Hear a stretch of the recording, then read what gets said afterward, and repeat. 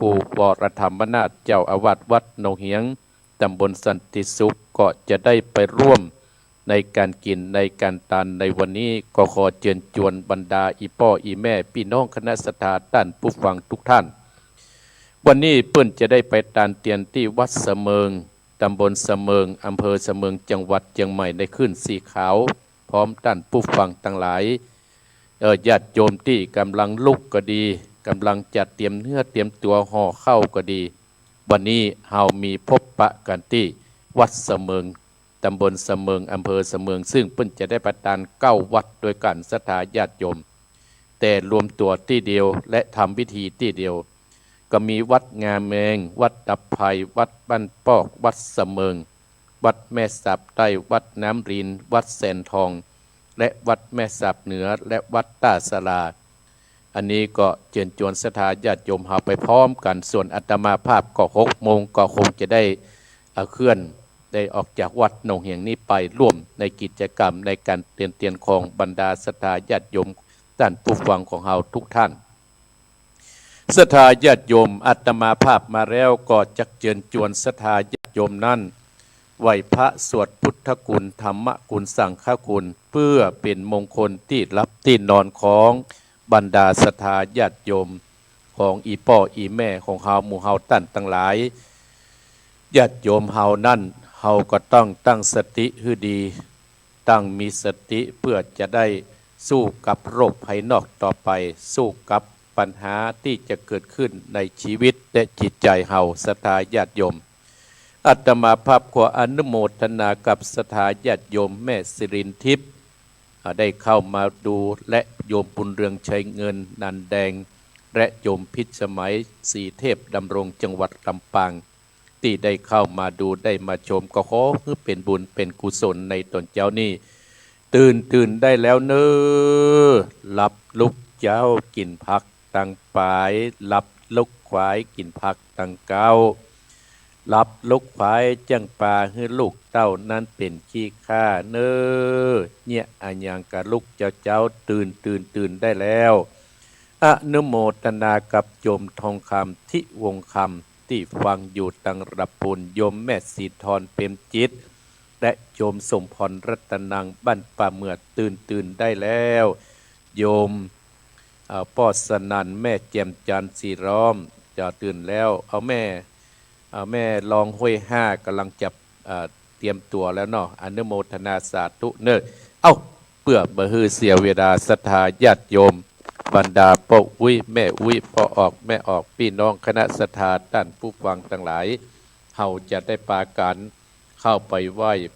พระพุทธเจ้าไปไหว้พระธรรมเจ้าไปไหว้พระสังฆเจ้าเพื่อเป็นมงคลที่รับที่นอนของเฮาเสียก่อนเนาะกับ1กับ2กับ3อะระหังสัมมาสัมพุทโธภะคะวาพุทธังภะคะวันตังอภิวาเทมิกับ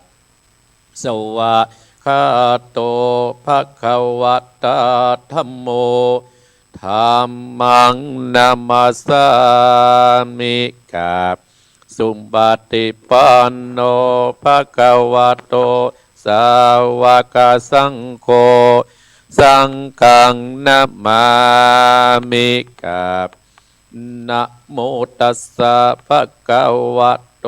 อะระหะโตสัมมาสัมพุทธัสสะนะโมตัสสะภะคะวะโตอะระหะโตสัมมาสัมพุทธัสสะนะโมตัสสะภะคะวะโต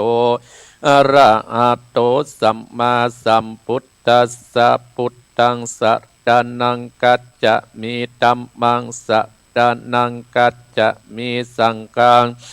สรณังกัจจะมีตุติยัมปิพุทธังสรณังกัจจะมีตุติยัมปิธัมมังสรณังกัจจะมีตุติยัมปิสังฆังสรณังกัจจะมิตติยัมปิพุทธังสรณังกัจจะมิตติยัมปิธัมมัง นังกัจจามิตัติยัมปิสังฆังสัดดานังกัจจามิอิติปิโสภะคะวะอะระหังสัมมาสัมพุทโธวิจจาจะตนะสัมปันโนสุขโตโรกะมิโตอนุตตโตโพธิสัตตัมมัสสัตตติสัตตติวะมนุสัตตังพุทโธภคะวัตติสุวากาโตวัตตตัมโมสันติติโกอากาติโกเอหิปัจจิโกโอปันนายิโกปัจจัตตังเวทิตตโปวินโยอิติสุปฏิปันโนภะคะวะโตสาวกสังโฆอุจจุปฏิปันโนภะคะวะโตสาวกสังโฆยายาปฏิปันโนภะคะวะโตสาวกสังโฆสามิจิปฏิปันโนภะคะวะโตสาวกสังโฆจติตังจัตตติปุติสสะยุคานิอัตตาปุติสะปุคาราเอสะภะคะวะโตสาวกสังโฆอะหุนยโยปะหุนยโยทักขิตโยอัญจติงการะนิโยอนุตตรังปุญญเกตังโลกัสสาติสาธุสาธุพระปัญญาปัตตมิสัมติตัสสะโทพระปัญญาปัตตมิวัดเวทดมดิติยาปัตตมิอมล้อมระวังดีสิดาปัตตมิบังออกดาบเมตตาปัตตมิปัปเปตังปืนตานาปัตตมิเป็นปืนตั้งต่ออุบเบกาปัตตมิก่อเป็นเวียงสัจจะปัตตมิเวทระวังดีเป็นไม่เต้าขันติปัตตมิกลายเป็นออกดาบบังหน้าไม้และปืนไฟอาทิตตานาปัตตมิปับไปจุแห่งแกงแรงปับหมู่มานพี่สั่งไปเปตทุกตัดทินางโตตัดนีอัศจรรย์เสือเหมือนปันอยู่กว้างน้ำนาทีกว้างต่อกว้างแตกติฟองนัดนองนัดนอกเป็นเข้าตอกดอกไม้มาปุจจาพระเกณฑ์ไทยสถานพระพุทธังเลยจุงมาไปโพดจุงมาอนุญาตโพดปุกาเตะดีแม่นางโตดัดนีออกมาติดมวยผมอยู่ข้างท่าจังไรขัดขะงาซับพ่นดินพ่นน้ำนาทีลงพระภายกว่าอับตับเต้าปะยามันเอาอาปุนกว่ากับยกมือตุนหัวใส่กาผู้การนี้ชื่อว่าลูกศิษย์พระพุทธเจ้าตนมีบุญสมปันอันมากพระพุทธเจ้าจริงตั้งพระปัญญาปัตตมีไว้เก้าจันตั้งไว้ตั้งหน้าก็ได้เก้าจันตั้งไว้ตั้งหลังก็ได้เก้าจันตั้งแต่ตีนถึงหัวก็ได้เก้าจันเส้นว่าตั้งแต่ตีนถึงหัวก็ได้เก้าจันเส้นว่าลูกปืนจักมาสับเมื่อปืนปนเส้นก็จักบอกมาไกลได้ข้าพเจ้าก็ได้ไว้ว่าพุทธกุณังธัมมะกุณังสังฆกุณัง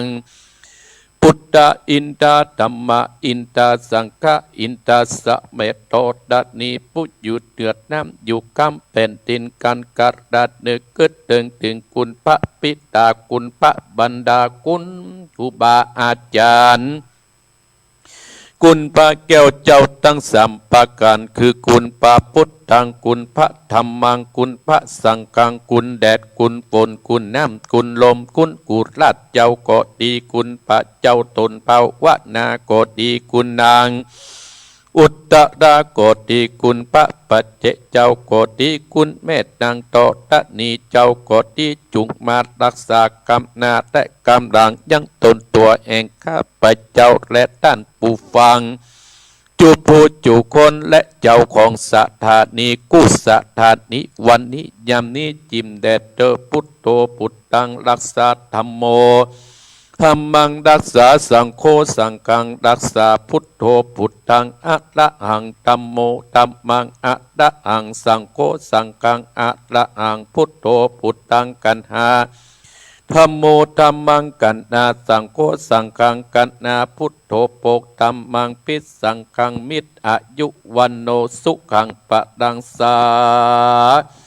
ตุสาตุอมติปสะมังสะดับเทียนกาวัดวาตุเป็นเปลวไปสะดีกันใจกูเตียนนี้ปับเมืองปีมาจุดดาว101ปัสสากุกอบปับใจตายตื่นฟ้าเดือดหน้าแผ่นดิน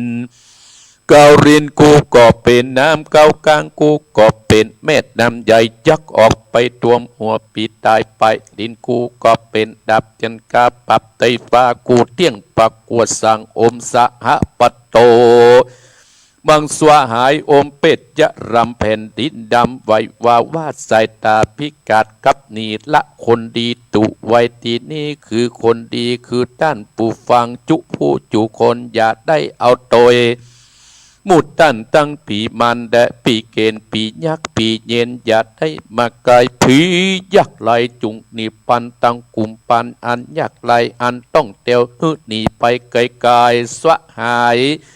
สาธุดูกะดาอันว่าภัยตั้งหลายปากกันต่างๆนานาเป็นต้นว่าไฟไม่ก่อฝีไฟอันเจ็บไกลใดเป็นพัญญาที่พัญญาตก็ดีอุปัตตวะกังวลมาคือคนตั้งหลายและสัตว์ได้เจ็บได้ป่วยได้เสียเขาเสียของเสียเงินเสียทองจากภัยตั้งหลายบัดนี้ตนตัวเองข้าพเจ้าอันเป็นลูกศิษย์พุทธเจ้าจักได้ถอดแต่ถอนไปแล้วตั้งแต่นี้เป็นต้นไปเกาะฮือเจ้าตั้งหลายอันใหม่มีท่านผู้ฟังจุคนและเจ้าของสถานีกู้สถานีผู้เป็นเจ้าหอเจ้าเหือนเจ้าบ้านเจ้าเมืองพร้อมโดยญาติกาพี่น้องลูกหลานเล่นเต็นเต้าจุคนฮืดได้อยู่สุขสบายจุ่มเนื้อเด็ดเย็นใจอย่าได้มีเพศอย่าได้มีไปอันตรายใดๆอย่าได้มาไกลอย่าได้มาไกลและมาไกลตั้งแต่นี้เป็นต้นไปขอท่านผู้ฟังจุผู้จุคนและเจ้าของสถานีกู้สถานีผู้เป็นเจ้าหอเจ้าเงินเจ้าบ้านเจ้าเมือง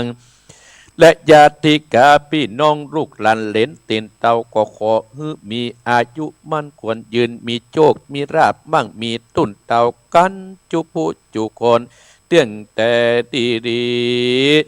สัพพิติโยวิวัสสันตุสัพพะโรโกวินาศสันตุมาเตภวัตวันตะดายโยสุขีติกายุโกภาวะอภิวาตนาสิทิสนิจังอุตตาปัจจายโนจัตตาโดตัมมาวัตตันติอายุวันโนสุขังภะลังเอาละศรัทธาญาติโยม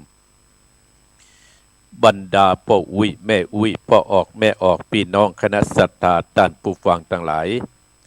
อัตมาภาพนั้นได้นำอีพ่ออีแม่พี่น้องคณะศรัทธาท่านผู้ฟังนั้นได้สวดพุทธคุณธรรมคุณปาตมี30ทัศของครูบาเจ้าศรีวิจัยคือศรัทธาคือเป็นมงคลที่รับที่นอนแล้วอันดับต่อไปก็ขอเดินเชิญศรัทธาญาติโยมจงแผ่เมตตาให้ตัวเก่าแล้วเราก็จะแผ่เมตตาให้กับสรรพสัตว์ทั้งหลายต่อไป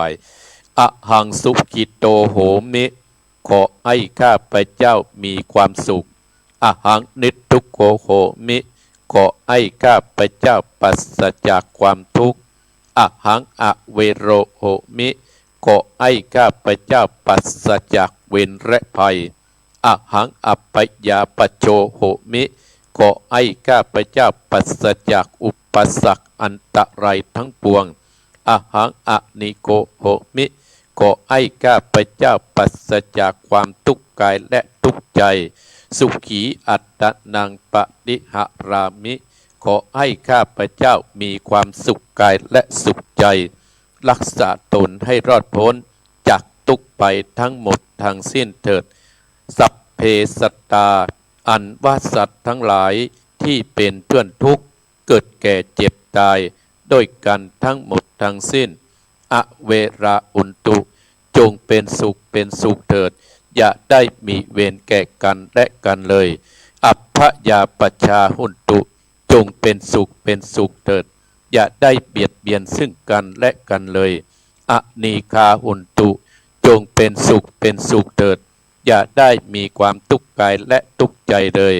สุขีอัตตานังปะดิหะรันตุจงมีความสุขกายสุขใจรักษาตนให้รอดพ้นจากทุกภัยทั้งหมดทั้งสิ้นเถิดอย่างกินจิกุสดังกัมมัง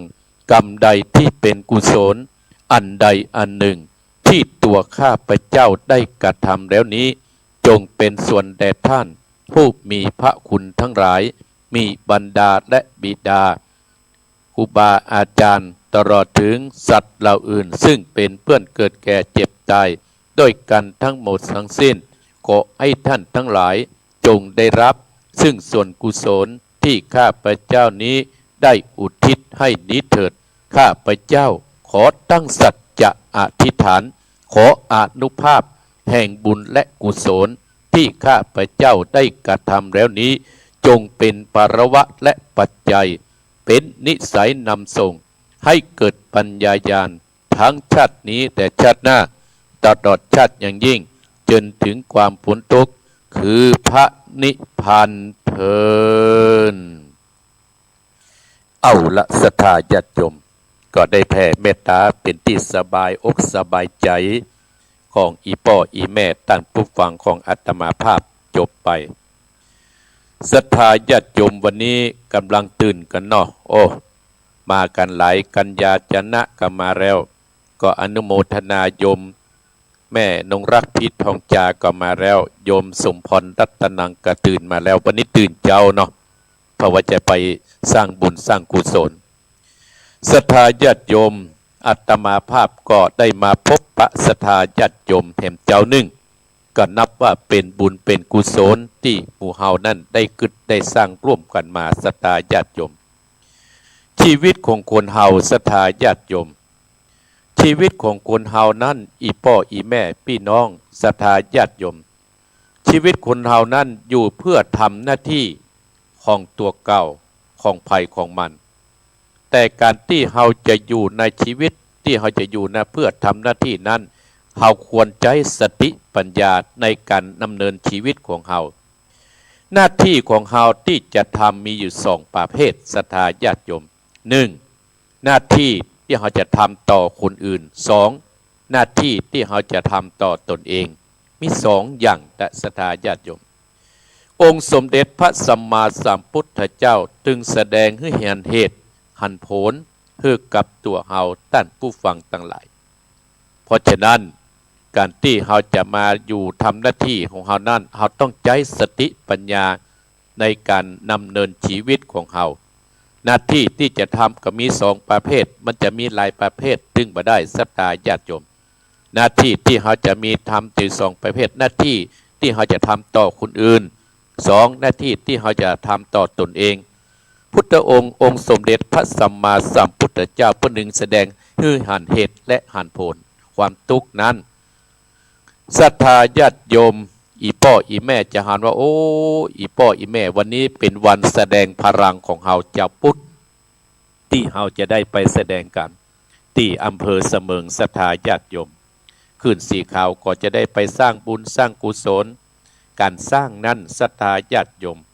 ใครสร้างก็คนนั้นก็จะได้เฮาจะไปแบ่งให้ปันกันมันถึงแบ่งมาได้พุทธองค์จึงแสดงเหตุผลความทุกข์นั่นก็คือตัณหาอันเป็นเครื่องทำให้เกิดทุกข์ตัณหาเนี่ยทำให้เป็นเรื่องที่เกิดทุกข์ในศรัทธาญาติโยมทั้งหลายเพราะฉะนั้นอาตมาภาพจะได้วันนี้จะได้มาอู้มาจาให้เป็นกำลังอกกำลังใจหมู่เฮาตั้งหลายพุทธเจ้าว่าการตายของเฮานะมีอยู่สี่ประเภทด้วยกันนะศรัทธาญาติโยมหนึ่งอดตายสองป่วยตายสามตายจากภัยต่างๆสี่ตายตามหมดอายุไขเนี่ยคนเฮาเพื่อจะแบ่งเป็นอย่างอู้เป็นอย่างแต่เฮานั้นจะต้องใช้สติปัญญาของเฮาศรัทธาญาติโยมเฮาก็ต้องใช้สติปัญญาที่เฮาจะได้ฟื้นอย่างศรัทธาญาติโยมฟังสัมมาเนนเอารักจบไปวันนี้เพิ่นอยู่สองตอนด้วยกันแต่อาตมาภาพนี่6 โมงก็จะเดินต่างแล้ว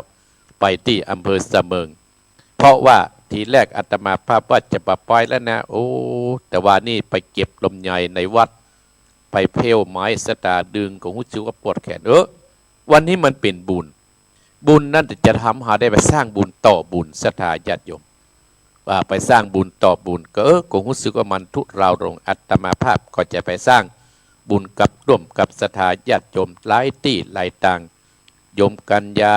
จานะก็ดีโยมแม่นงรักก็ดีโยมแม่รองก็ดีกำลังเปิดจัดรถตู้เพื่อกระโจนอาตมาภาพไปโยมแม่ติ๋มก็ได้ไปขึ้นลมยอยเสร็จแล้วอาตมาภาพก็จะเดินต่างเนอะ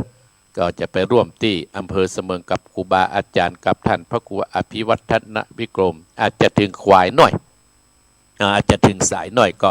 เขาก็ต้องไป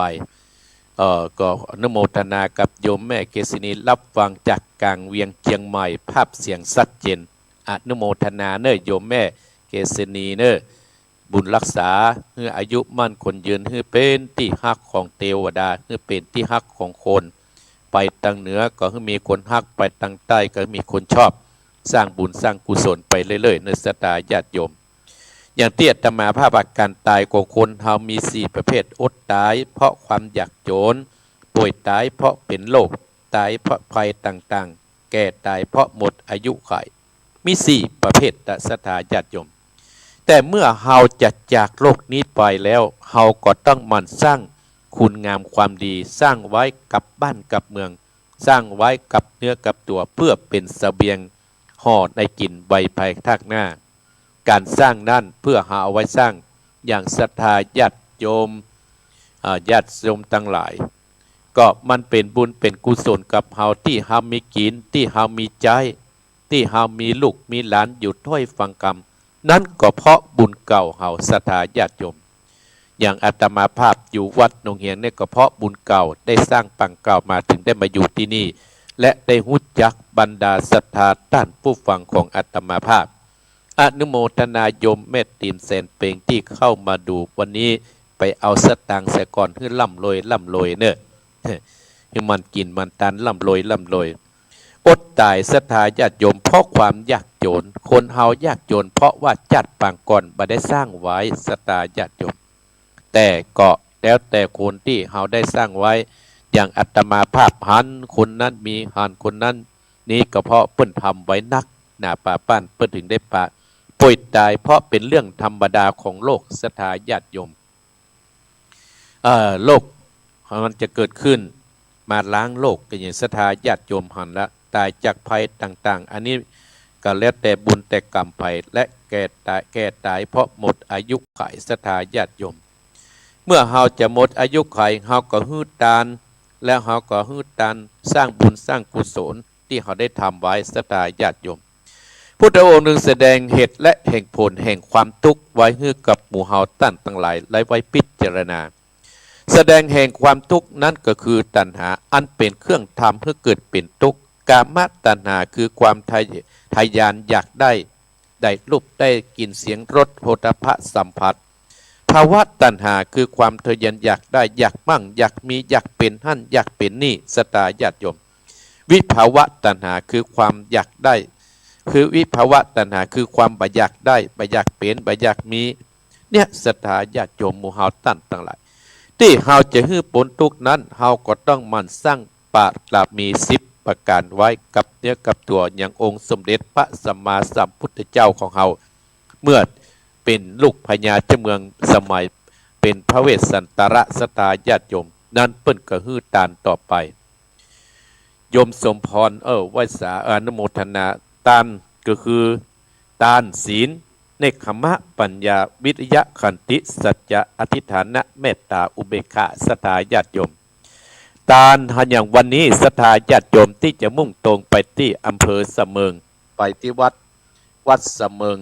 ตำบลเสมิงอำเภอเสมิงจังหวัดเชียงใหม่ที่เราจะได้ประกาศอย่างวันนี้ก็เราท่านผอ.เปิ้นกับท่านผู้อำนวยการขึ้นสีขาวก็จะได้ปาศรัทธาญาติโยมพร้อมกับพระคุณเจ้าที่จัดรายการร่วมกันสิ่งเหล่านี้ถ้าถึงเวลาศรัทธาญาติโยมอาตมาภาพพร้อมโดยทีมงานก็จะป้ากันไป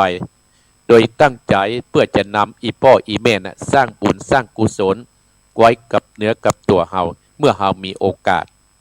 ถ้าเฮาหมดโอกาสเฮานอนอยู่ในกับบ้านป่าสามารถที่จะไปไหนได้มันก็จะเป็นเฮาก็ไปได้สร้างบุญสร้างกุศลอันนี้คือตานศรัทธาญาติโยม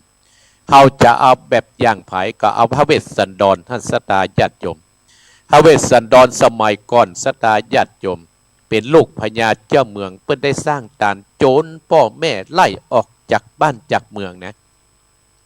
ตลอดถึงพญาอินทั้งหลายก็เลยมาลองใจพระเวสสันดรว่าจะตานแต่ก็สร้างบุญแต่ก็ตานเพียลูกตานเพียเมียศรัทธาญาติโยมอันนี้เพราะว่าเป็นบุญเป็นกุศลสุดท้ายเปิ้นก็ได้สำเร็จเป็นพระอรหันต์แล้วเมื่อเฮาจัดตานแล้วเฮาก็ต้องมีศีลศรัทธาญาติโยมศีลนั่นก็มีอยู่หลายข้อหลายประเภทศีล5ศีล8ศีล10ศีล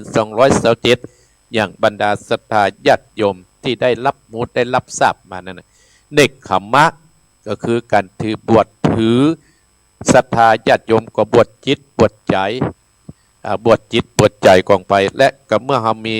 เนกขมะเฮาได้บวชจิตปัจจัยเฮาก็ได้เกิดปัญญาและมีวิริยะขันติสัจจะอธิฐานะเมตตาอุเบกขาเป็นต้นศรัทธาญาติโยมอันนี้แหละอาตมาภาพจึงได้นำบรรดาศรัทธาอีพ่ออีแม่จึงได้มาไหว้พระสวดพุทธคุณธรรมคุณสังฆคุณวันนี้อาตมาภาพจะได้เอาธรรมที่ว่าปัจจัย7มาเทศนาฮือศรัทธาญาติโยมท่านผู้ฟังทั้งหลายปัจจัย7นั่นก็คือเกี่ยวกับการครองชีพของเฮาการอยู่ในโลกของเฮาศรัทธาญาติโยมอนุโมทนากับโยมแม่เสาวรักษ์พิวงศ์ที่กำลังชมอยู่แม่ทารกอนุโมทนาสาธุก็รักษาสุขภาพโยมแม่เสาวรักษ์นี่ก็มาวัดนี่พร้อมกับญาติเปิ้นญาติธรรมก็หลายครั้งหลายข่าวศรัทธาญาติโยมก็อนุโมทนาวันนี้จะทำเรื่องว่าปัจจัย7นำมาเทศนาฮือศรัทธาญาติโยมโมทนายมบัวพันธ์มีป้อบ้านกาดแม่วางอนุโมทนาสาธุวันนี้อปัจจัย7นำมาเทศก็มี1ศรัทธา2ศีล3อิริ4โอตตัปปะ5พหุสัจจะ6จาคะ7ปัญญาตัวปัญญาสุดท้ายศรัทธาญาติโยมวันนี้จะเป็นกำลังใจให้กับศรัทธาญาติโยมท่านผู้ฟังของอาตมาภาพอยู่หลายทิศอยู่หลายที่หลายทางอยู่เมืองฝั่งก็ดีอยู่เชียงรายก็ดีอยู่เป้าก็ดีอยู่แป้อยู่น่านก็ดีโดยเฉพาะโยมธนกรพรอัมพูนโยมคนุภาพรอัมพูนครอบครัวพรอัมพูนที่อยู่บ้านแม่บ้านเสนียงศรัทธาญาติโยมบ้านฝางโยมสินทิพย์แม่สินทิพย์เขาหลายพูดหลายคนแม่เสนียงแหมหลายพูดหลายคนศรัทธาญาติโยมแล้วอันนี้อาตมาภาพก็อนุโมทนาสาธุโดยที่ได้เข้ามาติดตามโดยก็อาตมาภาพก็อนุโมทนากับโยมธนกรพรอัมพูนที่จะมาเติมมาแท่งวัดวาอารามวัดหนองเหียงที่นี่เป็นอยู่จังหวัดน่านปวดศรัทธาญาติโยมปีนี้เพิ่นก็ว่าจะมาช่วยเติมแท่งในการทอดกฐินประจำปีของวัดหนองเหียงต่อไปศรัทธาญาติโยมวันนี้อาตมาภาพมาเป็นกำลังอกกำลังใจให้อีพ่ออีแม่ท่านผู้ฟังทั้งหลายที่เป็นกำลังอกกำลังใจเพราะว่าเฮานั่นเฮาต้องรวมตัวกันนะศรัทธาญาติโยมจะไปให้ได้โลกภายนอกนั้นได้มาทำจิตทำใจเฮานั้นดังพร้อยศรัทธาญาติโยมก็จะหันเข้าหลายที่หลายแห่งข่าวจริงแล้วก็บ่ใช่นักหนาปาป้านศรัทธาญาติโยมข่าวแล้วข่าวแหมข่าวแล้วข่าวแหมอย่างวันนี้เขายังเอาไปลงเนาะเอาไปลงโอ้วันนี้ทุกเจ้าเปิ้นไปท่านเตียนหลายขนาดเองอันนั้น7-8 คนลงแล้วลงแหมศรัทธาญาติโยมเพราะฉะนั้นเราต้องมีตัวปัญญาให้มันพิจารณาส่วนตัวอาตมาภาพมาเป็นเรื่องธรรมดาของโลกมันมีแต่ครั้งพุทธกาลนานมาแล้วศรัทธาญาติโยมเมื่อสมัยโลกพญามารแล้วศรัทธาญาติโยมที่สมัยที่พระพุทธเจ้าเฮากำลังจะตรัสรู้เป็นพระสัมมาสัมพุทธเจ้าพญาเทวทัตก็ใจลูกสาวพญามารถึง3 คนไปล่อไปลวง องค์สมเด็จพระสัมมาสัมพุทธเจ้าของเราแต่องค์สมเด็จพระสัมมาสัมพุทธเจ้าเฮานะเพิ่นมีตัวปัญญาสตาญาติโยมเป็นตัวปัญญา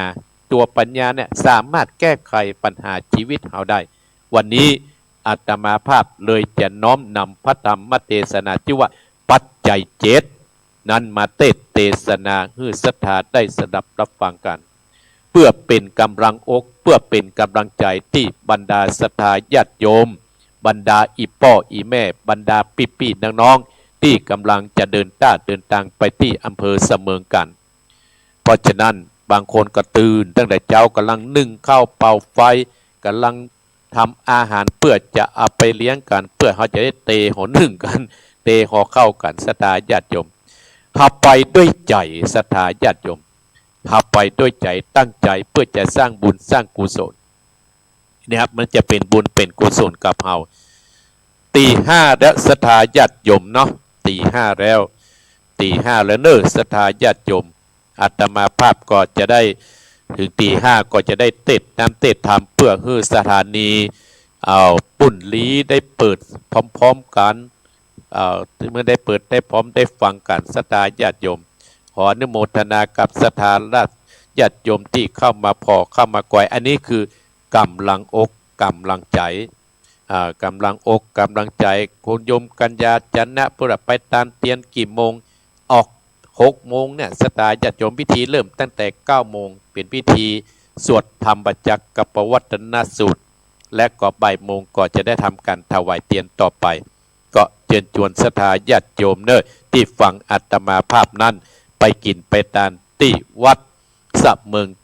ตำบลสะเมิงอำเภอสะเมิง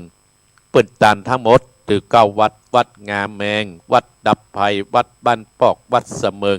วัดแม่สับใต้วัดน้ำรินวัดแสนทองวัดแม่สับเหนือวัดต้าสลาอันนี้เพื่อจัดตานในวันนี้ศรัทธาญาติโยมอานิสงส์แห่งการตานเตียนเนี่ยศรัทธาญาติโยมอานิสงส์แห่งการตานเตียนทำให้เกิดปัญญาทั้งจัดนี้และจัดหน้าเปรียบเหมือนแสงสว่างแห่งการตานเตียนเพื่อชีวิตเราเนี่ยชดช่วงชัชวาลเพื่อเป็นชีวิตเราเชิดช่วงชัชวาลศรัทธาญาติโยม1ทำให้เกิดปัญญาทั้งจัดนี้แต่จัดหน้า2ทำให้สว่างรุ่งเรืองได้ราบยศสรรเสริญ3ทำให้ขี้คายเรื่องราวต่างๆ4เจริญไปด้วยมิตรบริวาร5ย่อมเป็นที่รักของมนุษย์และเทวดา6เมื่อเราจากโลกนี้ไปอย่างจะมีไก่ทิพย์อันสว่างสวาย7เมื่อเฮาลาลบนี้ไปย่อมไปสู่คติสวรรค์8หากปารมีหามากพอย่อมเพื่อไปเกิดย่อมปารมีหามีนักพอย่อมเพื่อเกิดจักษุคือปัญญาหูแจ้งเข้าสู่นิพพานเป็นต้นศรัทธาญาติโยมเฮาจะได้หูเฮาจะได้หันอย่างน้อยก็เฮาไปหันเฮาก็หันวัดไปแล้วศรัทธาญาติโยมเฮาได้หันครูบาอาจารย์มันก็เป็นบุญตาเฮาได้ฟังธรรมะก็เป็นบุญใจเฮาเนี่ยบุญเนี่ยมันเกิดขึ้นได้ทุกเกิดขึ้นตั้งหูเกิดขึ้นตั้งตาเกิดขึ้นตั้งจิตตั้งใจเฮาจะทำให้ชีวิตเฮาเนี่ยราบลื่นศรัทธาญาติโยมเอาละศรัทธาญาติโยมบรรดาอีพ่ออีแม่พี่น้องคณะศรัทธาท่านผู้ฟังทั้งหลายตีห้าแล้วเนอตีห้าแล้วอัตมาภาพจักเทศนั้นเทศธรรมเพื่ออีพ่ออีแม่ได้สดับรับฟังชื่อว่าปัจจัยเจ็ดแล้วจะได้มามาจาว่าปัจจัยเจ็ดนั้นมีอะไรอย่างพ้องที่จะได้มามาจาให้ศรัทธาได้รับฟังต่อไปนะโมตัสสะภะคะวะโตอะระหะโตสัมมาสัมพุทธัสสะสัทธานังสีราทานังอิติตัดนังโอตัปปะตะนังปะหุสัจจัตตะนังจากะตะนังปัญญาตะนังติสัตตะโวฟังดุราสัพโพธิสัตตังหลายตั้งยิ่งใจใหญ่หน่อยผู้ไฟห้อยเจยบานมาสตานองเอ็ดเอาจิตเจต ตนาให้ฟังดำปัสสัตดาปินเก่าเปิ้นเก่าติโลกาดังจักยาเก่าจีฮือแจงตีอันใสตึงปัจจัยและหลากเจ็ดประการ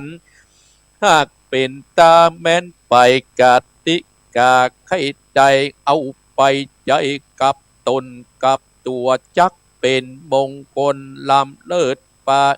เกิดสวัสดีปัจจัยนี้ในใจจังปันดังหมายขอพ่อแม่สัตตาตั้นผู้ฟังรายการโมลดกธรรมวันติดของอัตตมาพระอุวรธรรมนาถวัดหนองเฮียงจุงพัมรู้ดาฟังบัดนี้เตเตอบัดโนดอันว่าคนต่างหลายลูกไตตัวนาผู้ค่อยยิงใจตั้งปาดตัดหน้าไฟห้อยไข่จิ้นจอยเจยบันสุขสำรันบอกขาดตั้งแต่จัดปัจจุบันถึงดับกันภาคนาใดตำจะบองกีแม่นสมบัติมีหลายหลากการหาวละภาควำวายของทาลานตั้งหลายนันใจย่อมละไว้เป็นของสัตนาลูกหลานหนุ่มเต่าได้เป็นเจ้าเต้นไปบ่มีภายก่าวถอยว่าคนใหญ่น้อยตายไปปากกันก่อนหรือลากเอาเข้าของหากตัวไปมีแต่คนไข่เก่าอูว่าคนมบมูเป็นปีบุญบาปมีสร้างวายหากได้จักติดตามตัวไปจุดาวแหล่งลากันสร้างบาปกาบหมวดดำบาปจักนำส่งยูไปสู่เวจีส่วนกรรมดีนั้นเล่าคนหนุ่มเท่าสร้างไว้เที่ยงจักได้โจยบ้านเงินคำคันไหลแหลกเข้าของแปรมีหลายเมื่อเอาไตลาภาคตาลากตัวไปบอดใดอันมีอันใดนั้นสาย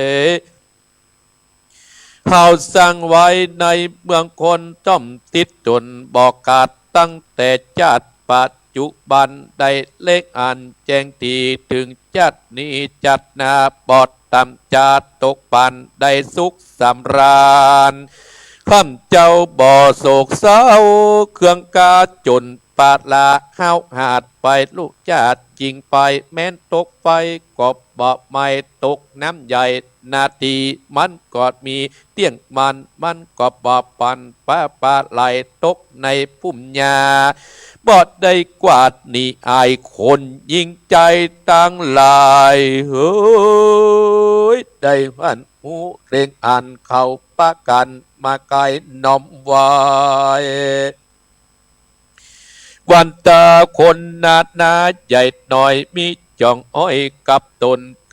นมันเป็นมงคลลำเลิศปาเสดปาเกิดเจยบานเงินกำกันไหลหลากปาเจ้าหักปันมาบอดตองหาเสาะซื้อพระจักฮือปั่นได้คนยิ่งใจอยากได้บอดอยากไรกังกีกันติมีตั้งมันสับมาตันก่อคนเดียวสติเลียวจะใจปฏิบัติตามนางจักสมปองไฟอ้อยได้จิ้นจอยเจยบันจักไข่กันเก่าจีหือแจงตีอันใสบาดีก็บอกนั่นเก้าก็คือได้แก่ศรัทธาชื่อว่าพระสัมมาสัมพุทธเจ้าอันเป็นเก่าเงาสัพปัญโจโลกาวิโตตัสสะรู้ภัยบ่อูไข่ปันได้เล็งหานพับจอดหูแจ้งรอดกองตามชื่อว่ากรรมไหลหลากบาปปุญอากนาชื่อว่าสัตตามวลหมู่อันค้างอยู่ทรงสันได้สุขสำราญคำเจ้าย้อนบุญเก่าปามาได้เครื่องกาหนไม้ย้อนบับไล่ตุยสยองมี แต่ปองผ่องแปวอันดวงแก้วสามคำสอนงามนันใจปฏิบัติบ่ขาดบ่ประมาทดาษาตั้นต่างหลายมันปิดจัดลัดนาอึดดีอุดังจีกองดีมิจฉาทิฏฐิโดยจาตั้งบาปกาดนาบ่มาไกลละเว้นไกลนี่ไกลสิรังมีสินใสสะอาดบ่ขาดมัวดำโคนตั้งไหลในโลกใดนาค่อยยิ่งใจสัตตะไหลอัดกามีสิน85เจียงการสับมาตันบอกกาดบอกประมาทยำใบกันดับไก่บวยบางจากโลกกว้างเมืองโกนย่อมเอาตนไปเกิดจันฟ้าเลิศเมืองสวรรค์ตั้งเหมือนรับฝันนานแล้วตื่นไปจมจื้นอย่าไปซื่นดวงใสนันลาวนักป่าเจ้าจะสอนเป็นอาปอนเลิศแล้วปากัดแก้วตั้งปานตั้นต่างลายสุขสำลานจื้นจอยสมไฟหอยข้านี้เองในแม้นว่าคนใดมีสินเสียนจริงเจียจังจินบอดเศร้าคนหนุ่มเต่าเร่งอ่านกอบปากันมากกับไว้สินปาปูนจากต่างทุกต่างยากสินนาบอดเศร้าเป็นอริยสัพเจ้าประเสริฐปาท่านต่างหลายเกิดสวดสดีศีลเป็นปาดลามีเลิศแล้วปากัดแก้ว10ประการสินเป็นยันพิเศษปาพ้นเขตมันไปเป็นตั้งไปเตียวไตข้ามสงสารใหญ่เมืองโกนนำเอาตนไปหลอดเกี้ยงแก้วยอดเดชลับปานอันสำราญข้าเจ้าบ่หูแก่เต่าจาราอิติจาละอาเลือดลายยินละไอ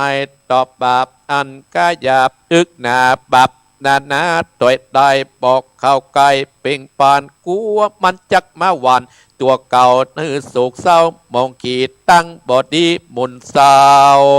บอกเข้าหาตนโอดตับปะมีความกลัวหยับยุงใจสะดุ้งต่อบาปตั้งไอหยับหมวดดำกวดยังกำใหญ่น้อยติดจังห้อยตุยไปแม้นว่าคนใดโลกตายหวนนาค่อยยิ่งใจกะนิ่งใหม่ข้ามเจ้ากวบบับเบาป่าเศร้าประมาณกำตัวอันมา8อันมากดแกดตัวได้มา8 ตัวหมายบอกมัวเมาลายลาคือเว้นจากตั้งผ่านจักเจยบานจื่นใจสมไฟอ้อยตั้นตั้งไหลพาธนาและนาปาหูสัจจามันเข้าหาดนักปราชญ์แล้วก็โอกาสจะตามจอนกำงามมากกว้างอัดอังซับประการขอวอนวันบอกกล่าวหูเก่ากองตามฟังแล้วคือจอมบทบาทบอกคือขาดตั้งศูนย์อายคิดจากการลูกตายเลี้ยงก้อยฟังไปปัญญาไปหูไวฟังแล้วก็ท่านตั้งหลายได้จำไว้พิจารณาจุดจอดหูแจงรอดของดีตั้งหายมีหลายหลากกันดีอาจมุนาตั้งมัวดำตัวจะจะไว้หน้าเป่งปานกวบมันติดวันจังอ้อยปัดตำก้อยมองกีดตั้งใดดีตั้นตั้งหลายหือลิบจางปากันอย่าไปเต็มสุ่มปันตัวเก่ามักเตาปันปุนจับเป็นกุลเมื่อจอยได้จิ้นจอยสวดสดีจากขาสิ่งของมีหน่อยมากนุ่งปอดดีจากเตตันอาอันเข้าน้ำวัดผู้ปั๊มปัจจัยมีสินใสจิ้นจอยจิตไว้ห้อยยินดีตามมีอาจได้จะเดือดมายกับตนกับตัวเป็นขวดเล่มกวางข้ามตาตังก่อนอัสมาอัสดอนมาแก้วขี่ข้ามแล้วสงสารสะละตันจกออกของนอกก กะยาบอดิจากจะจ่ายแก่คนยากหลายแต่ตานเจียงหนุ่มเต่าแก่พ่อแม่เอาอาตั้งทรัพย์โปวงศาปิน้องมิตรเปียปองสะอายมิใจแผ่กว้างศาลาสร้างวัดวาอารามมีศาลาลงโบสถ์ใจปาโมดเจยบานสร้างวิหารแก้วกวางได้สร้างอุ่นตังเตียวตายจุดเลียวและพอแปลงขวดต่อข้ามเม็ดนำนาตีคนมั่งมีหลายหลากปอดที่จากลวงไหลได้ใจไปจิ้นจอยคนนาหน่วยอนาถาเจตนาจมจื่นยกยื่นตันไปมากน้อยเต้าใดนันใจต่ำได้มีมาเปิ้นอุ่นตังเต้าไตที่กาวสงสารเจยบานเมื่อซอยคนใหญ่น้อยยิงใจได้กะนิ่งบอดแล้วใจพองแผ้วเจยบันได้ตาหนุนยุกยาตังวัตตาภาพรบ่ย่อนตังตานต้านคนเข็นใจเดือดไม่เจ็บเมื่อยไกลมิมาคนกายยาบอดตอนครบตวน32พิษจากกองแบบเบาแก่เท่าจะลาหาวงศาบอดได้ทุกยากไรเครื่องขี่กุศลมีมากกว้างบ่อาจอังกาดนาปัญญาดอนซอยตั้นตังลายหูหลายสิ่งจุอันปัญญาตันเอียนใดหูแจ้งไข่สับประการฟังอาจารย์นักปราชญ์จบสรัตกองตามสอนแล้วก็ตั้นจำชื่อไว้เป็นตั้งไตเตียวไปพิจารณาตวนทีหูแจ้งทีตั้งดีตั้งโลกมีหลายหลักตั้งธรรมก็มีหลายพระยาปราชญาปัญญาจบสอกเรียนเอาสูตรหลอดบาดีปีโดกมีลามสิ่งหูแจ้งกิ่งกองตามเอียนแล้วก็จดจำคือดาปัญญาเก่าโอคือความหูดีเป็นปัตตามีประเสริฐปารามีลำเลิศเจียงการสิบประการเก่าไว้ปัญญาใส่ตึดแล้วเป็นอัตติยาเจ้าพองแผ่วแม้ว่าเฮาตายภาคนาจักกล่าวตาโดยไปบ่มีของอันใดนันใส่เตรียมจากใดปัญญาเอ็ดนันนาพุทธเจ้าจริงเตสัตนาเล่าปันหมายว่าคนยิ่งใจลูกใดมีปัญญานั้นโสดเกิดประโยชน์ดาดดำเป็นคุณดาดดำรำเดิดป่าเกิดสวัสดีปัญญามีบอดได้เฮียนหูจุอันตั้งสวรรค์จันฟ้าตั้งโลกลามีหลายตั้งว่ากะหยาบอันเป็นบาปตัดตนหูตั้งบุญจื่นจอยใจจองห้อยกับตนตั้งมัวดำเป็นโตดอันเอี่ยมโอดอาจนี้ตั้งใดดีฮือตั้นตั้งหลายผู้ฟังเข้าหาบตั้งอันเป็นบาปฮือสัตตาตั้นผู้ฟังถอยโอนการกุศลมากน้อยมีไฟอ้อยกัดตำไปปัญญาใส่ไหลหลากปาโปนจากต่างปานส่วนอันการโลกตายมีป้อมปล่อยเลือดไหลปัญญาไปองอาจหูสิบประสาทนาตั้งสิปนามวลปูปะหือตั้นตั้งหลายโปนอย่างตั้งผ่านส่วนการโลกตายความเลือดตายใจปัญญาภายสิบประสาทนา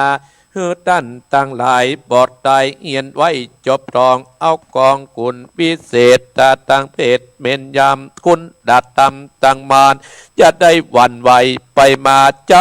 ปัญญาไหลหลากพ้นจากตั้งอันตรายปัญญาขายล้ำเลิศป่าเกิดโภพาคือมีปัญญาจ่องอ้อยได้ชื่นจอยเจยบานปัญญาเอาญาณหูแจงเป็นเก้าแห่งสุขีปัญญาเอานี้จะนำไปสู่สวรรค์ปัญญาตันจบจอดป่าไปรอดเนตรหลับปานโปนจากต่างสงสารโลกลาตลับกว่านิรันดร์ก็มีอันแหละนา ตัสสะมาสัตตะโวเหตุโจจุนาสัตตาตันตั้งหลายเฮ้ยหนุ่มเต่าหญิงใจมวลหมู่ได้เข้าอยู่เจยบานสุขสำราญจัดนี้ได้แจ้งตีอันใจแม้นไตปักนาปอดตำจาเครื่องขีอาดิยาจับไหลลากประเจ้าหากปัดหมาปอดตองเสาะหาสายปันใดจุคนใจตนจดจืดอย่าใดสูญอายแล้วก็ปาการคงกายปฏิบัติกองดีสัตตามีเป็นกาวสีลางเล่าเป็นซองหิลีปองติดต่ออดตับปะกอดโดยปาปะอุสัจจะใส่ลาดแลจะคาแปเจือนจื่นปัญญาเพื่อหลายเจ็ดประการกล่าวไว้ขอพี่น้องสัตตาท่านผู้ฟังโจทย์จำปิดจรัดนาค่อยจอดหูแจงรอดกองตามตั้งอันมัวดำถอยจาอันเป็นบาปกาสับมันบ่ปาปานเคาะใดละเว้นไว้กายจะลงไหลลิงลูเข้าอยู่ที่จอมนอนสติบ่ตันบ่ขาดบ่ประมาทเสียตนรีบสังกุศลแต่ตั้งบุญเพื่อเอาสินหนุนต้วมกรรมภาวนาพัมตัวไปชื่อว่าเป็นปัจจัยปองแปวปาประเสริฐแล้วเจียงการเป็นยันไต่เตาเป็นข้าวหอดเจียงจินนำไปกินภาคนาเกาะหื้อสุกแหล่งลาเมืองโกนสุกในเมืองบนแต่ต้องเขตห้องสวรรค์เป็ดนิรันดร์คำเจ้าตั้งแต่นี้เป็นต้นไปก็มุลละศรัทธาท่านผู้ฟังรายการมรดกธรรมกำเมืองรายการวันอาทิตย์ของอัตมาพระกุวรธรรมนาถก็ขอท่านตั้งหลายทุกคนมีอายุมันยืนยาวเพื่อปนยังสัพพะทุกโศกโรคภัยไข้เจ็บหือตั้นตั้งหลายจงมีโจกปีโจกเดือนโจกวันโจกยามอยู่กำจูศาสนาพระเจ้าไปใจขออานิสงส์แห่งพระธรรมเทศนาชื่อว่าปัจจัยเจตที่ตนตัวอัตตมาได้เทศไปวันนี้กับไก่มาเป็นเกาะแก้วไก่กำมาปกอัมสัมปะปิดาสายังตนตัวท่านผู้ฟังตั้งหลายจุคู่จุคนเที่ยงแต่ดีนิติตังเกาะบางคมสมเดชเดชเอาละศรัทธาญาติโยมท่านผู้ฟังทั้งหลายอัตมาภาพนั้นได้เต็ดนำเต็ดทำคือศรัทธาญาติโยมเพื่อเป็นกำลังอกกำลังใจอีพ่ออีแม่ที่กำลังเดินทางประเดี๋ยวนี้โอ้รถกำลังเคลื่อนออกจากบ้านจากจองศรัทธาญาติโยมอีพ่ออีแม่ดึงตื่นเจ้าหรอเพื่อจะไปสร้างบุญสร้างกุศลกันศรัทธาญาติโยมอีพ่ออีแม่ที่เข้ามาโผมีเมตหลวงปานปัญญาอาจอดพึ่งตายและต่อขอถึงหลายผู้หลายคนศรัทธาญาติโยมที่โยมสมพรรัตนังกำลังเดินทางแต่ว่าใส่ซองนักเนี่ยเพื่อจะสร้างบุญสร้างกุศลมันก็เป็นบุญที่ได้ทำไว้สำหรับทำปัจจัยเจ็ดศรัทธาญาติโยมปัจจัยเจ็ดนี่ในธรรมเพิ่นบอกว่ามีอยู่เจ็ดประการด้วยกันเจ็ดประการนั้นมีอันอย่างพ้องอัตมาภาพจากได้ยกได้ได้จาฮืออีพ่ออีแม่ได้เข้าอกเข้าใจเดือนสิงหานี่อัตมาภาพจะได้ไปช่วยท่านอาจารย์มหาสมศักดิ์ไปเทศน้ำเทศธรรมภูที่สี่ทำหลวงเนิศรัทธาญาติโยมที่วัดบรรพตสถิตอำเภอเมืองเชียงใหม่วันที่เดือนสิงหาคมศรัทธาญาติโยมเพิ่นมี3ยกด้วยกัน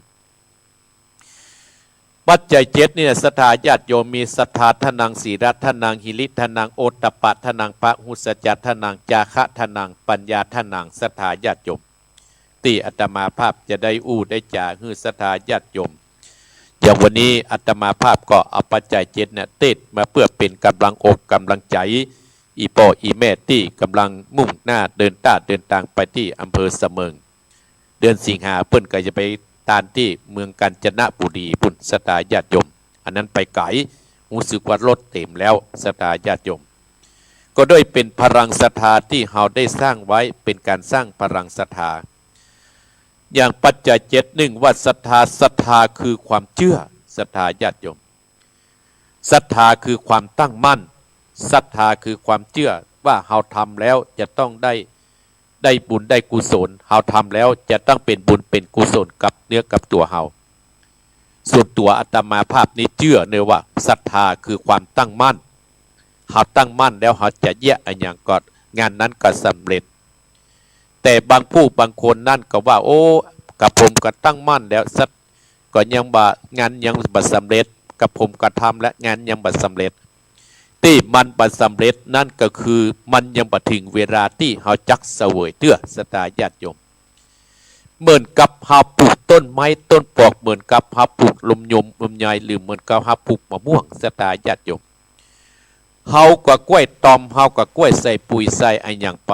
สักวันหนึ่งมันก็จะต้องเป็นของเฮาเหมือนเฮากำลังไปสร้างให้สร้างสวนเนี่ยคำว่าศรัทธาศรัทธาคือความเชื่อว่าเฮาทำแล้วเชื่อว่าเฮาปลูกแล้วเฮาต้องได้กินหน่วยได้กินผลทำมาแล้วเฮาก็ต้องได้บุญได้กุศลในไปภาคหน้าศรัทธาเนี่ยศรัทธาญาติโยมปัจจัยวัดศรัทธาวัดนั้นศรัทธาวัดนี้ศรัทธาคือความเชื่อเฮาไปแล้วอย่างน้อยเฮาก็ได้บุญอย่างน้อยเฮาก็ม่วนอกม่วนใจเฮาได้หูได้หันได้บุญต่างตาได้บุญต่างหูได้บุญต่างอู้ต่างจามันเป็นบุญเป็นกุศลกับเฮาอาตมาภาพทำมานี่ก็เพื่อเป็นบุญเป็นกุศลสร้างบุญสร้างกุศลถามว่าปัญหามันตยมามันก็มีศรัทธาญาติโยม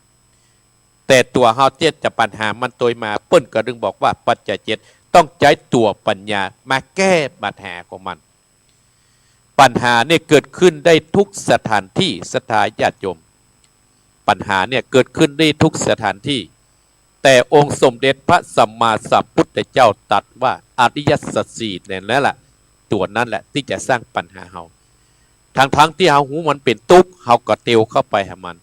ถ้าหันว่าเฮาหูมันบดีเฮาก็เตียวไปหามันอันนี้มันเลยตามมาศรัทธาญาติโยมถ้าทั้งที่ว่าเฮาบดีอู้มันก็เฮาอู้มามันก็เป็นปัญหากับตัวเฮาเพราะฉะนั้นตัวศรัทธาเนี่ยเฮาต้องใช้ตัวปัญญามาช่วยเติมช่วยแท่งมันถึงจะสำเร็จในหน้าที่การงานศรัทธาญาติโยมเมื่อเฮามีศรัทธาแล้วความเชื่อมั่นแล้วเชื่อมั่นในคำสอนขององค์สมเด็จพระสัมมาสัมพุทธเจ้าเฮาความเชื่อมั่นนะศรัทธาญาติโยมมันก็จะเป็นเกาะกำบังเฮาความเชื่อมั่นเนี่ยตกน้ำอะไรตกไฟตึงมาไหมศรัทธาญาติโยมถ้าเฮา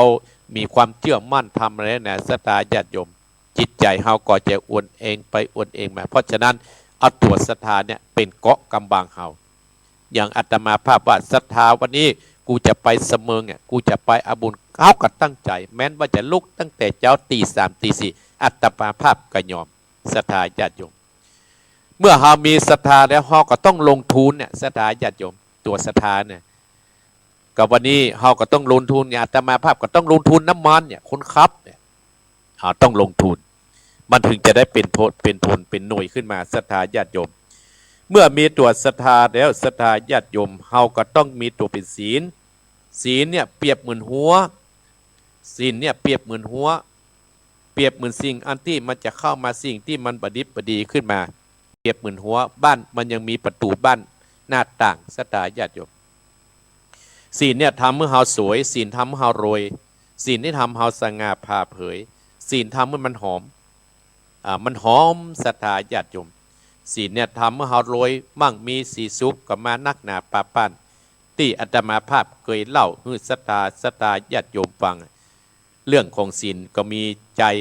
ในพันป่าคนหนึ่งศรัทธาญาติโยมในพันป่าคนเนี่ยบ่ฮู้ว่าจะเป็นวันพระวันศีลบ่ฮู้จักว่าสร้างบุญสร้างกุศลในพันป่าคนนี้นะมันบ่ฮู้จักจะสร้างบุญสร้างกุศลฮู้กับไปล่าสัตว์ฮู้กับไปจะไปฆ่าสัตว์เอาไปขายเลี้ยงชีวิตและครอบครัวตาอันอีพ่ออีแม่ท่านผู้ฟังทั้งหลายอยู่มาวันหนึ่งจะทานอะไรในพันป่าเนี่ยก็ได้เข้าไปในแพะในป่าเพราะว่าเป็นศีลใหญ่ก็เข้าไป เสาะหาสัตว์หิ่งห้อยเสาะหาหนูเสาะหากว้างเสาะหากวางหากระรอกอันยังมันมีสักตัวเต้วเข้าไปจะไปปดใส่ป้อฤาษีสถาญาติโยมป้อฤาษีก็เลยถามว่าท่านนายพรานอยู่เมืองโคนเนี่ยตุกก่อถามว่าอยู่เมืองโคนนี่ตุกก่อฤาษีนายพรานป่าก็ว่าโอ้ข้าอยู่ในเมืองโคนเนี่ยหาเจ้ากินข้ามตุกขนาดนายพรานป่ากับนายปุฤาษีก็เลยบอกว่าถ้าอยากเป็นคนมั่งมีสีสุขเป็นคนร่ำคนรวยนั่นนะคือข้าจะเอาของวิเศษฮื้อในพันป่ากับเมื่อข้าอยากเป็นเนี่ยมันตัณหามาแล้วนะสตาญาติเพราะว่าความอยากเป็นท่านเป็นนี้อยากเป็นสิทธิแบบตัวนี้เข้ามาละเนี่ยสตาญาติโยมก็ได้ในปุรุษีก็บอกว่าจะเอาของวิเศษฮื้ออันยังก็คือศีลห้ามันนักก่อในพันป่าบ่เคยได้ยินสักเตือสตาญาติโยมมันมานักแต่เราต้องเอาไปถือเนอะมีอันยังพ่องผู้ฤาษีก็บอกว่าตั้งแต่ข้อหนึ่งปานาติปตาเวรมณีห้ามฆ่าสัตว์ตัดชีวิตในพันป่าว่าโอ้พ่อฤาษีฆ่าเนี่ยฮับมาได้ข้อเนี่ยเพราะฆ่าสัตว์เป็นอาจีนถ้าฆ่าปะฆ่านี่เนี่ยมันก็จะลำบากข้าจะกินอันยังลูกเมียข้าจะกินอันยังข้าเอาไปได้ข้อที่หนึ่งพันข้อที่สองลักทรัพย์อทินนาเวรมณีห้ามลักทรัพย์โอ้ข้อนี้กับพันฆ่าลักเป็นอาจีนข้อที่สามกาเมสุมิสาจาราเวรมณีห้ามไปนอกจิตนอกใจภรรยาห้ามไปเอาคู่ครองคนอื่นในพันป่าก็บอกว่าโอ้ข้านี่ฮักลูกฮักเมียข้าฮักเดียวใจเดียวข้าขอฮับข้อนี้ได้ข้อที่หนึ่งได้ในข้อที่สามสถาญาติโยมมุสาวาทาข้อที่สี่ขี้จูโอ้บ่ได้มันก็บ่เอาสุลาสถาญาติโยมว่าก็บ่ได้ก็ได้ฮับได้ข้อดี5ข้อเนี่ยสถาก็เอาข้อเนี่ยไปรักษาปิกไปบ้านเมียมันก็เดือดร้อนไม่น้อยสัตว์หิงห้อยกวางฟันยังมีไหนจะกินข้าวยังเข้าก็บ่มีลูกก็เดือดในพันป่าก็บอกว่าโอ้สูไปเดี๋ยวเขาได้ของวิเศษจากพ่อฤาษีมาเพื่อว่าเขาจะมั่งมีสีสุขเขาจะโรยเนี่ยศีลห้าอย่างอันอย่างอีไปเป็นอย่างเขามี5ข้อเขาได้ข้อเดียวอยู่เขาถ้าอยากได้มั่งมีสีสุขเอาเนาะแล้วเขาจะไปเสาะคือจะไปเดือดมันจะเย็นเพราะว่าในพันป่าได้ฮับศีลมาบอกว่าเมียว่าจะเย็นแล้วโตขึ้นมานั่นในพันป่าก่อนได้ไปเสาะย่องลักขโมยน้อยเพราะว่าไปได้ถือศีลเตียวไปฝนตกมาก็มาเห่าสตาญาติโยมทั้งหลายมามันตึงมาเห่ากอบขึ้นบ้านเศรษฐีสตาเสร็จไปขึ้นบ้านเศรษฐีฝนมันตกไปเตียวไปสปันสตาไปปะใส่ห้องไปสลับข้าวห้องเมียน้อยของพ่อเศรษฐีกำลังกกักเมียน้อยเศรษฐีตื่นขึ้นมาหันปู่ในพันป่านี่กำลังเข้าห้องมาก็จะในพันป่าก็เอามือเนี่ยไปตืดหูปากเมียน้อยเศรษฐีสตาญาติโยมหยุดจะไปเดือดเฮาไปเจ๊มาเนี่ยหยังเฮามาซ้อนลักบ่ได้เมียเศรษฐีก็บอกว่าเมียน้อยเศรษฐีก็บอกว่าโอ้บ่ต้องลักแล้วท่านในพันถ้าในพันตกปงปุ่งใจเฮาจะเอาเงินเอาทองฮื้อนี่หยังเฮาฮื้อในพันน่ะอยู่ก็เฮา1 คืนนอนก็เฮา1 คืนในพันป่าบอกว่าได้เฮาเนี่ยบ่ได้เพราะเฮาเป็นคนถือศีลเพราะหาฮักลูกฮักเมียเฮาทับศีลจากพ่อฤาษีมาเฮาจะผิดศีลเถียงกันไปเถียงกันมาศรัทธาญาติโยมอีพ่ออีแม่โอ้สุดท้ายบ่ยอมกันอีพ่ออีแม่เมียของเศรษฐีเมียน้อยก็คือคนมาจ่วยคนตั้งหลายพ่อเศรษฐีกำลังหลับนอนได้ยินกระจายคนมาไล่ยับในพันป่าได้ทันป่าว่าพ่อเศรษฐีฟังเฮาก่อนเนิ่นฟังข้าก่อนข้าบ่เนี่ยอย่างนอนอย่างที่แม่เศรษฐีว่าจะมานอนตัวข้าบ่เอาข้าบ่มีจ่าเนี่ยอย่างมานอนน่ะเพราะเฮาไปฮับของดีจากพ่อฤาษีในป่ามาอย่างอ้อนกะถามตกลงแจ้งมาตั้งหลายพ่อเศรษฐีก็จับในพันป่าเนี่ยไปตวยหาพ่อฤาษีในป่าไปถามพ่อฤาษีก็ว่าแต่ว่ามันมาเนี่ยมันมาเอาศีลจากเฮาเนี่ยถ้าข้อเดียวเนี่ยตั้งหลายพ่อฤาษีก็ตาแจ้งจ่าสว่างสตาว่าโอ้คนที่จุเฮาติดแต่ก็เป็นเมียน้อยเฮานี่หน่อยปิกมาก็ไล่ เมียน้อยออกจากบ้านจากจองไปแล้วก็ไปฮับในพันป่าพร้อมภรรยามาเป็นคนใจอยู่ที่ในบ้านนะฮะก็ได้สบายขึ้นมาเนี่ยศีลทำให้เฮาลอยศีลทำให้เฮาสง่าศีลให้เฮามันหอบสถาญาติโยมหลังจากเป็นในพันป่าก็ได้มาอยู่ได้มีเงินมีทองโจรเท่าเทียมโปสิทีอันเนี้ยศีลทำให้เฮาลอยในธรรมเพิ่นว่าจะอ่านนะสถาญาติโยมเมื่อเฮามีศีลแล้วสถาญาติโยมปัจจัย7นั้นก็หีรินั่นคืออย่างคือความละอายต่อบาปสิ่งที่มันบดีสถาญาติโยมสิ่งที่มันบดีเนี่ยมันเข้ามาตั้งตาเข้ามาตั้งหูเข้ามาตั้งใจเฮาจะทำให้ศรัทธาเฮาท้อถอยแต่อาตมาภาพมั่นใจอีพ่ออีแม่ได้ขึ้นสีขาวของอาตมาภาพผู้ฟังเนี่ยมั่นใจมั่นคงตอกแล้วตอกแหมศรัทธาตอกเสาไหลต้นแล้วนะศรัทธาญาติโยมมั่นอกมั่นใจอย่างวันนี้ศรัทธาญาติโยมเฮาก็ไปแสดงพลังทีนี้คือความละอายศรัทธาญาติโยมคนที่มันทำบดีก็คือมันไม่มีฮีริมันได้สร้างสิ่งวีรกรรมที่มันบดิบบดีขึ้นมาเพราะตัวตัณหาที่อาตมาภาพว่าตะกี้เนี่ยศรัทธาญาติโยมตัวตัณหานั่นน่ะมันจังปาฮื้อเขานั่นเดือดร้อนอย่างที่อาตมาภาพว่าพุทธองค์แสดงแห่งความทุกข์นั้นก็คือตัวตัณหาอันเป็นเครื่องทำให้เกิดทุกข์กามตัณหาคือความทะเยอทะยานอยากได้ในรูปเสียงกลิ่นรสกลิ่นรสสัมโอตภะภาวะตัณหาคือความทะเยออยากได้อยากมีอยากเป็นอยากหั่นอยากนี่เนี่ยสถาตัวเนี่ยมันเกิดขึ้นองค์สมเด็จพระสัมมาสัมพุทธแสดงแห่งมูลแห่งความทุกข์คือคนเฮาตัณหาก็คือเป็นเครื่องทำให้เกิดเป็นทุกข์ถ้าเฮาเตวเข้าไปมันก็เด็ดติดตามด้วยฮีริคือความละอายถ้าเฮามีฮีริในเฮาละอายเฮาทำอย่างเฮามีความละอายเนี่ยศรัทธาญาติโยมมันตึงบ่เดือดและก็มีโอตัปปะคือความเก่งกลัวคนที่เก่งกลัวต่อบาปต่อกรรมเนี่ยศรัทธาญาติโยมต่อบาปต่อกรรมเนี่ยจะทำให้คนน่ะเจริญรุ่งเรืองครอบครัวอยู่เย็นเป็นสุขบ้านเมืองอยู่เย็นเป็นสุขวัดอยู่เย็นเป็นสุขศรัทธาญาติโยมแต่คนที่มันมีหิริโอตตัปปะเนี่ยโอ้ทำให้บ้านให้เมืองคือมันสั่นคลอนเป็นเรื่องธรรมดาอีพ่ออีแม่จะไปท้อจะเป็นเรื่องธรรมดาในครั้งพุทธกาลอย่างเตี้ยธรรมภาพได้อู้จ่าเบื้องต้นมาแล้วถ้าพระหุสัจจะให้เฮามันเข้าหาบัณฑิตนักปราชญ์ให้เฮาเข้าหาผู้รู้เฮาได้ศึกษาเฮาเฮียนมาศรัทธาญาติโยม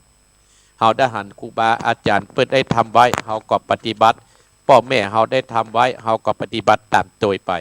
จาคะคือปั่นในความสุขเล็กน้อยให้กับได้ปั่นสิ่งเข้าสิ่งของเพื่อคนที่ทุกข์อย่างวันนี้เฮาจาคะเฮาก็ได้จะไปกินไปทานกันสุดท้ายคือตัวปัญญาศรัทธาญาติโยมตัวปัญญาเนี่ยศรัทธาญาติโยมเฮาต้องตุยตันขึ้นมัน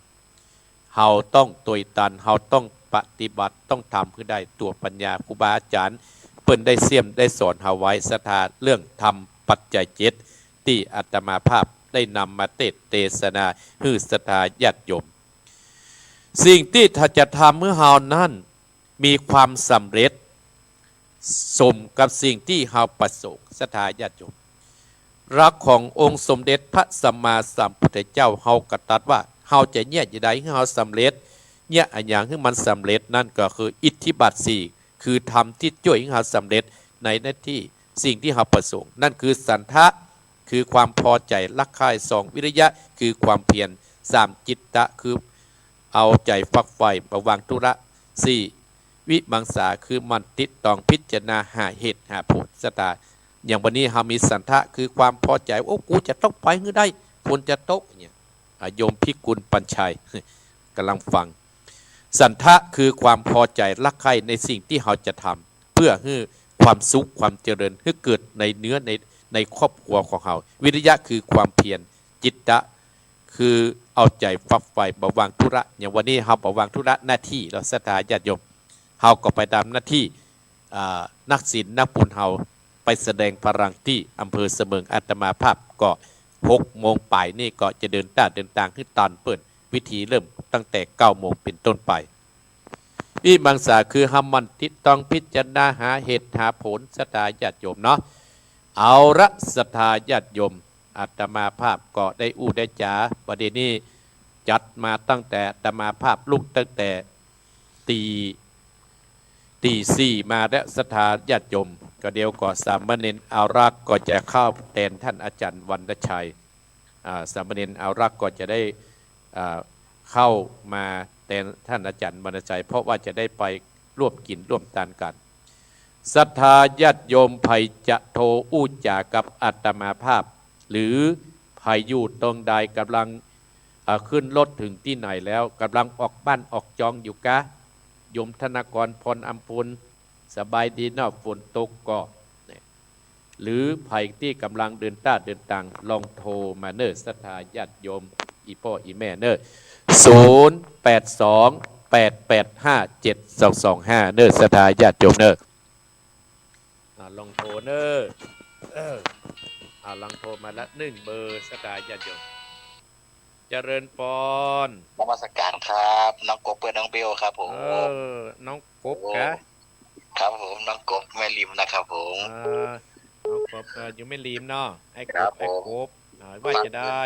ครับฟังอยู่เนอครับแม่ริมเนาะฟังอยู่เนาะครับผมครับคุณเนอเจริญปอนจะสายต่อไปเจริญปอนแม่บัวพัดกะเจ้าว่าฟังเจ้ามาละเจ้าแม่บัวพัดที่ไหนอยู่บ้านเจ้าอ๋ออยู่บ้านเนาะวันนี้มันได้ไปจะเปิดเรื่องมันมีไปเฮ้ยแบบเป็นยังอยู่พดฟังอันเนอไปถ่ายทอด8 โมงเกิงแม่อนุโมทนาตัวเนี่ยท่านโคนเนอเจริญพรได้แม่เนอสามเจ้าเจริญพรเจริญพรสายต่อไปเจริญพรการท่านผู้ปอนั้นลูกสาวพังเลิกเป็นกำลังใจนะครับพ่ออันนันต์กะครับผมพ่ออันนันต์เนาะครับพ่ออันนันต์สัดเย็นดีก็พ่อแน่นสัดเย็นดีก็สัดเย็นดีครับผมอนุโมทนาเนพ่อเนอครับผมครับผมทราบต่อไปเจริญพร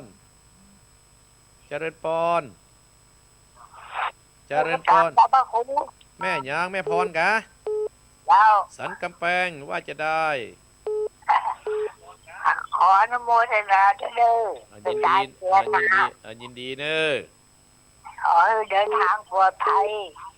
ดีเนาะจะมีโชคให้ลาบกลับมาเลยเจริญพรสายต่อไปเจริญพร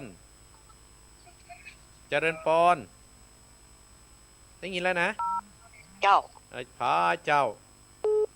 แม่แหวงเจ้าแม่แดงว่าจะได้วันนั้นเหมือนหันแม่แดงหันแล้วล้อหันแพทย์จันอยู่หรอเนี่ยแม่แดงมีนี่เลยกะโสภาราไก่กันหน่อยเนาะไก่กันกะเจ้าแต่คือแม่ไปสันปุ่งหรอแพทย์จันเป็นมีงานธรรมะสัญจรเจ้าแพทย์จันมันโยงมาหรอจันไปโยงไปก็ดีด้เจ้าคนร้ายท่านพระครูดีแต่บุญรักษาเนอเจ้าเจริญพรสายต่อไปเจริญพร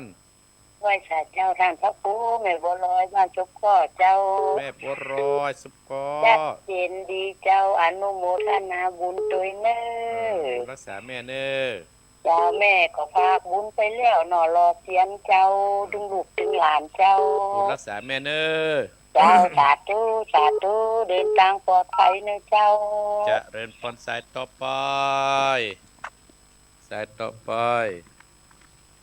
เจริญพร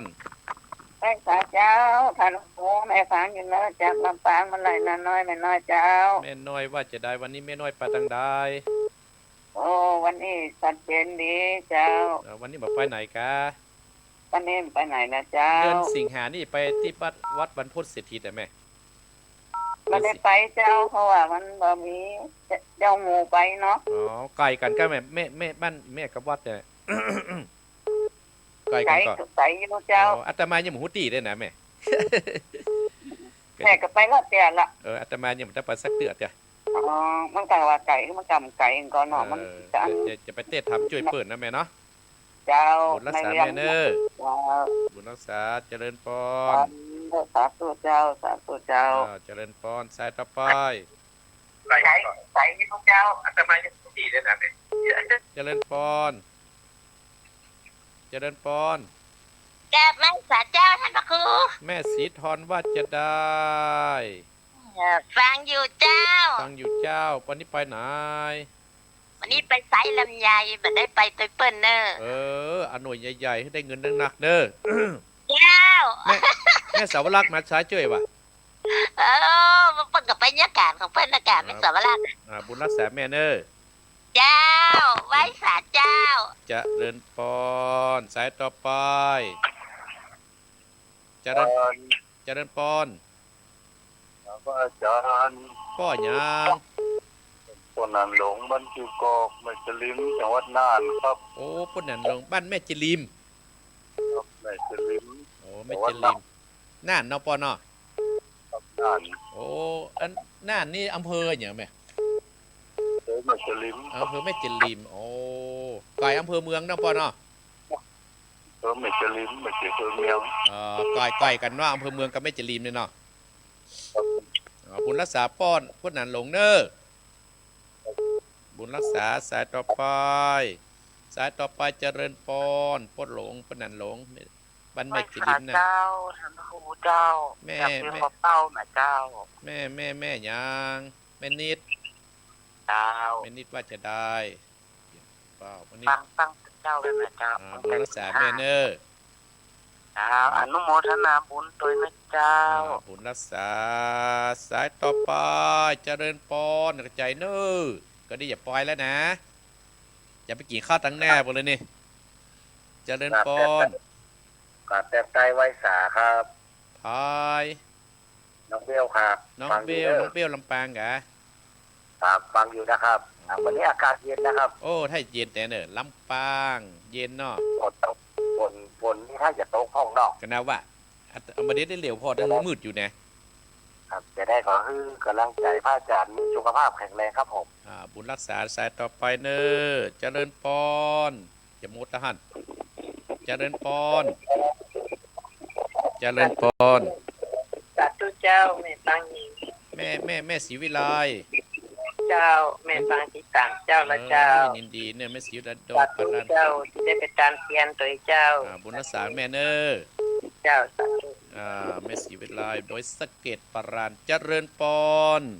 เจริญปอน ไว้สาครับท่าน พ่อบุญธรรม ครับผม โอ้ไปจะได้วันนี้ไปจะไหน วันนี้บอกไว้ไปด้วยเพื่อนครับ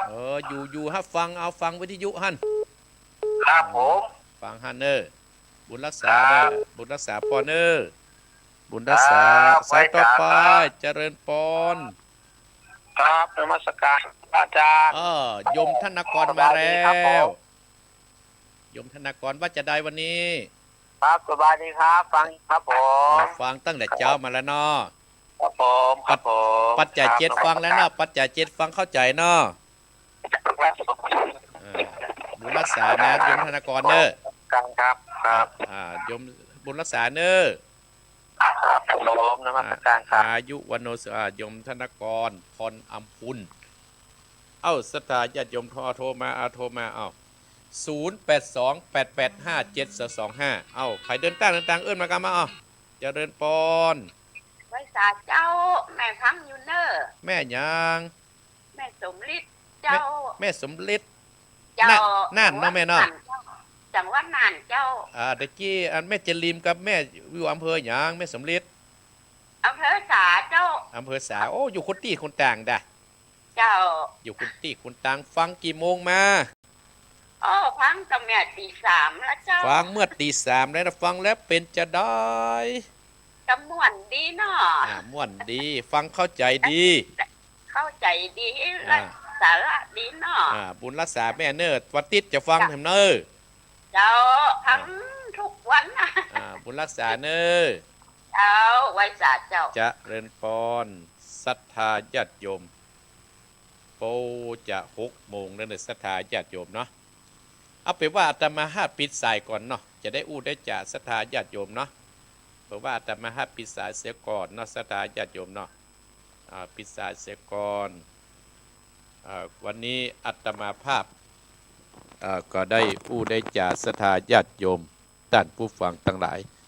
ก็อนุโมทนากับศรัทธาที่ได้โทรเข้ามาไอ้กบแม่ริม แม่บัวพัดฝางปออนันต์นั่นแม่พรสันกระบังแม่แดงโสพรามหูฝายก็และก็ศพก็แม่บัวรอยแม่น้อยลำปางแม่สีทรแม่คองโปรหลงแม่จรินน่านแม่พัดแล้วก็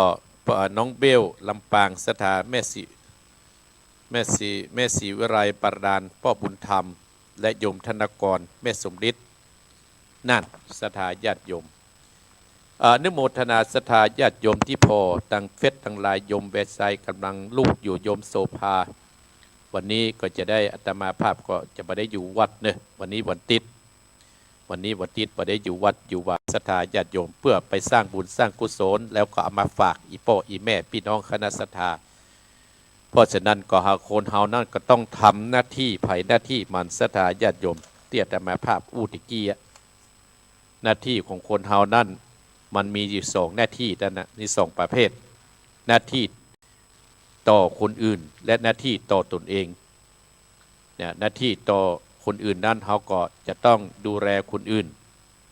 เป็นพ่อเป็นแม่เป็นพี่เป็นน้องเป็นวงศาและหน้าที่ตัวเองกับมันก็สร้างบุญสร้างกุศล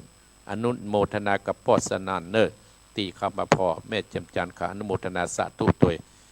บุญใดกุศลใดสิทธิศรัทธาญาติโยมที่ติดตามตัวอาตมาภาพก็ขอให้เป็นบุญเป็นกุศลกำจูอุดหนุนอย่างศรัทธาญาติโยมทุกท่านทุกคนที่ได้ติดตามตัวอาตมาภาพก็ประมาณ6 โมงครึ่งอาตมาภาพก็จะต้องเดินตังไปที่เพื่อนตานเตียนศรัทธาญาติโยมวันนี้เพื่อนจะตานเตียนที่วัดเสมิงตำบลเสมิงอำเภอเสมิงจังหวัดเชียงใหม่เริ่มพิธีนั้นประมาณ9 โมงก็เป็นการสวดพุทธคุณการสวดอัญญาการทำพิธีอัญญาการได้ได้จากกันศรัทธาญาติโยมเรียบร้อยแล้วก็จะเตห่อข้าวไผ่ห่อข้าวมันเลี้ยงเพลแล้วก็จะเปิ้นก็จะได้นิมนต์ทุกเจ้ามา9 วัด9 ตนศรัทธาญาติโยมที่วัดมีวัดงาแมงวัดดับไฟวัดบ้านปอกวัดเสมิงวัดแม่สับใต้วัดน้ำดินวัดแสนทองวัดแม่สับเหนือวัดตาสราวันนี้เขาจะได้ตานเตียนวันเดือนสิงหานั่นก็จะไปตานที่เมืองกาญจนบุรีศรัทธาญาติโยมอันนั้นก็คงจะไปประมาณ30กับการรถตู้อันนั้นก็เต็มไปเรียบร้อยแล้วศรัทธาญาติโยมเนาะวันนี้อาตมาภาพได้น้อมนำพระธรรมเทศนาชื่อว่าปัจจัย7นั้นเทศนาศรัทธาญาติโยมจบไปนั่นก็คือมีศรัทธาศีลหิริโอตตัปปะพหุสัจจะจาคะปัญญาที่อาตมาภาพได้ได้ตาได้สรุปมือศรัทธาได้ฟังท้ายที่สุดนี้อาตมาภาพก็ขอนำรายการมรดกธรรมกับเมืองธรรมะยำเจ้านั้น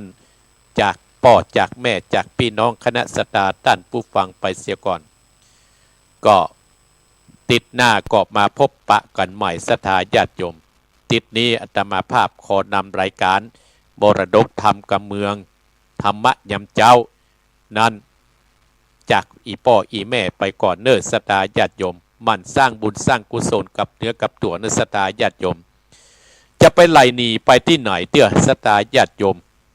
จะไปไล่หนีไปที่ไหนเตื้อได้สามเณรเอารักจะเข้ามาแทนท่านอาจารย์วรรณชัยเพราะอาจารย์วรรณชัยก็คงจะไปที่เดียวกันศรัทธาญาติโยม10 นิ้วอาตมาภาพขออาราธนาสิ่งศักดิ์สิทธิ์สากลในโลกนี้หมายมีพระธาตุเจ้าจอมทอง4 จอมทองพระธาตุเจ้าโดยน้อยตลอดถึงพระธาตุเจ้าในอำเภอโดยรอบทุกที่สถานที่บุญกินบุญตานเตียนในวันนี้นานจงกลับกลายมาเป็นเกาะแก้วไข่คำมาปลุกอำสัมปิสาอย่างตนตัวของบรรดาศรัทธาท่านผู้ฟังของอาตมาภาพทุกท่านทุกคนจะได้เจ็บจะได้ป่วยจะได้ไข้เน้อเจ็บที่ไหนปวดที่ไหนให้หายหมดมีลูกก็ให้อยู่ถ้อยฟังกรรม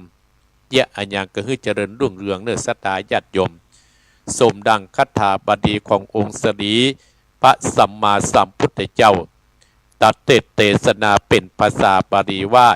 ใจยสิทธิทะนังราปังสุติปะขะยังสุขังปนังโนจะโพกังอุติ จะยัสสวาสตะวันเสนจะชีวสิทธิภวันโตเตสัพปิติโยวิวัสสันตุสัพพะโลโกวินัสสันตุมาเตมตรายโยสุขีทีคายุโกภวะอภิวาตนะสีติสนิจังอุตตาปัจจายโนจัตตารโอธัมมาวัฏตันติอายุวันโนสุขัง